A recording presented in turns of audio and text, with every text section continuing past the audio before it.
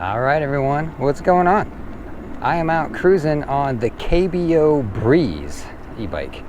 And not just any Breeze though, this is the updated KBO Breeze. Yes, I said updated because they made updates to the bike.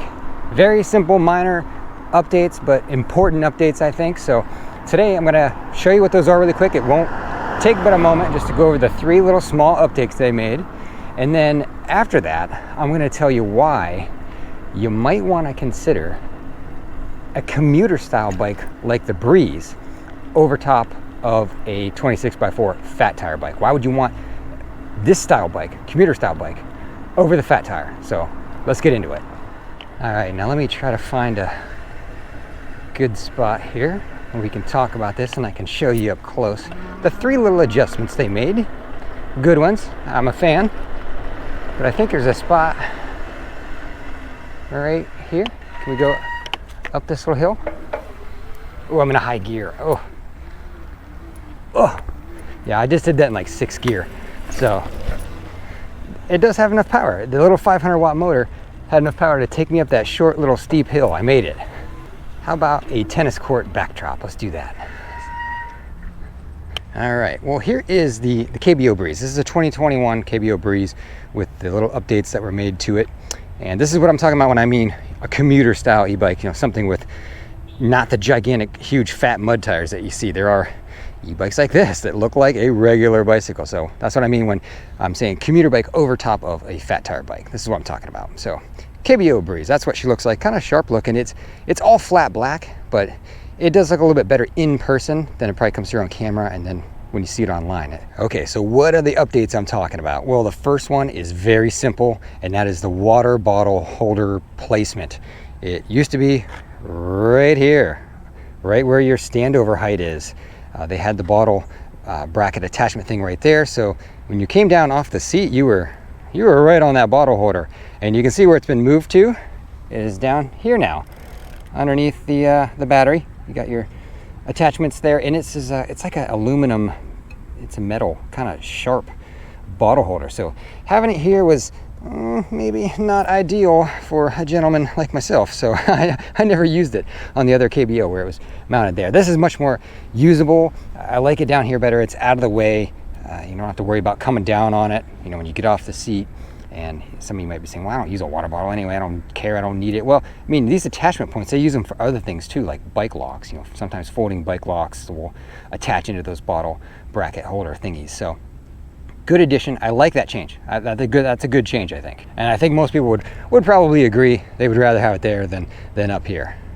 These little changes and adjustments they made, they come as a result of reviewers reviewing the bike and customers giving them feedback about what works and what doesn't. And I got to stop and say kudos to KBO for actually taking that to heart and correcting things and tweaking little things, because the little tweaks help, right? So here's the second thing they did was on the screen. Let me try to turn this so we can see the display, but it's hard to do this in the sunlight. Sorry. This is your display. You get power, miles per hour, pedal assist, the battery indicator, and then this, the mode button cycles you through all the different things here on the bottom. So I'm on odometer now, which previously, I'll try to put up some screenshots so you can see. Previously it didn't say odometer, it just said like KM. And then the next one is trip. The other screen didn't say trip, it had some weird symbol, so didn't know what it was. Then you have time, which is the same, and max speed, which I think is the same. And now we're back to odometer. And you can see maybe in the corner there's a little tiny MI for showing you were in miles. The other screen didn't have that indicator showing you if it was miles or kilometers. The speedometer was in miles per hour, but the odometer I think was in kilometers. So it was kind of confusing. So that's the updates to the screen. It's identical screen looks wise and information wise. They just made it more user friendly with the labels, labeling the trip meter and the odometer, and if you're in miles or kilometers, you can switch it back and forth. You can still do that. But so just an easier to navigate or read display. So good addition there. I like that. Now the third is with regard to the fender. This was something, I did a review on this bike. You can watch that review if you want. And I brought this up in the review, and I watched other people's reviews on the bike too, and they all brought it up. And that is the front fender is so, you can see it's very, very tire hugging fender, right? And that original Breeze I had, this is a different bike, it's so close to the tire. It was so close. It took me like 20 minutes to get the fender on right when I first set up the bike where it wasn't rubbing. And then 10 miles later, it was rubbing on the tire again. It was set up so close. I could not get that thing adjusted. This one was about 100 times easier. Try to get a shot in there, but you've got more space. So I don't know if they lengthened this bar by just a touch, but this went on so much easier. I mean, it was like 2 minutes and I had it on there clearing just fine. So this is a big improvement. I don't like it when the fenders rub on the tires. That last one was a kind of an issue. You had to really fine tune it. This one, there's a lot more room for error, you know. That was a good, just a minor tweak. They probably changed that by like, I don't know, not even a quarter of an inch, but it makes the biggest difference. And that's it. That's all the tweaks. The screen, the bottle holder, and the fender. So I told you that wouldn't take long. It's just little things, but they do make, you know, a good bit of difference for the usability or functionality of the bike. All right, so I've shown you the updates. Maybe you're thinking, okay, yeah, maybe I'll consider the Breeze. I'm doing my research, watching reviews, checking it out. Good job. That's why I do these videos, give people information. So why might you consider the commuter style bike instead of a fat tire bike? I know fat tire bikes are all the rage right now. Everybody wants a fat tire bike, right? Why should you look at this option instead? So here's what I came up with on that front. Number one is price. The commuter style bikes in general tend to be a little bit cheaper. So this is $14.99 right now on the website. It's current pricing. If you're looking at Rads, Hemiways, Aventins, Juice bikes, you know, the Rip Currents, I mean, those are all $16, $17, $18, $1,900 bikes. So if you're looking at the Breeze, I mean, you're going to save possibly $100 to like $400. I mean, the commuter style bikes tend to be a little bit, just a touch cheaper than the fat tire ones, from what I've seen in general. Okay, so now let's hit the big one. So, well, what I think the big one is weight. This bike weighs less than the 26x4 fat tire bikes, and you notice it. You notice it when you lift it. Well, first off, let's give you the weight. So a typical fat tire bike, you know, a Rad, a Hemiway, all those bikes, they weigh about 72, 73 pounds-ish. This bike weighs 61 pounds. So it's like 12-pound difference. You might be thinking, okay, well, 12 pounds, that's not much at all. You notice it. The 12 pounds makes a difference. And you notice it in multiple different ways, okay? So you notice it lifting the bike. If you're gonna try to lift it upstairs, lift it over a curb or whatever, lift it onto a bike rack, you're gonna notice the extra weight. If you take the battery off this thing, it only weighs like 52 pounds. So it is a lighter bike for just lifting it up in the air. You gotta take that into account. Now I'm sure the weight comes into play a little bit in the handling as well. It does feel a lot lighter handling. That might have more to do with the tires, but I'm sure the weight factors in a little bit. But here's a biggie. So here's one you might not be thinking of it, and that is, you gotta think about if you ran out of battery or there was some malfunction, a wire came unplugged, you couldn't fix it or whatever when you're out away from home, and you gotta ride the bike home with no power.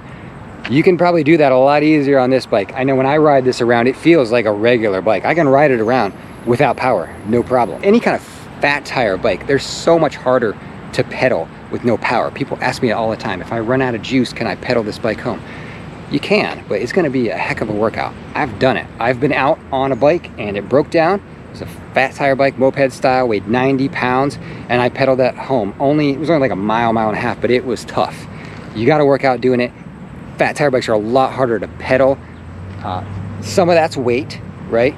But also some of it is rolling resistance from the tires. But let me show you close on the tires. Let's talk about tires for a second. All right, so here's what we've got for tires. These are Pana Racer tires. 27.5 by 2.4 is the tire size. And you can see, you know, they're a skinnier tire, 2.4 wide.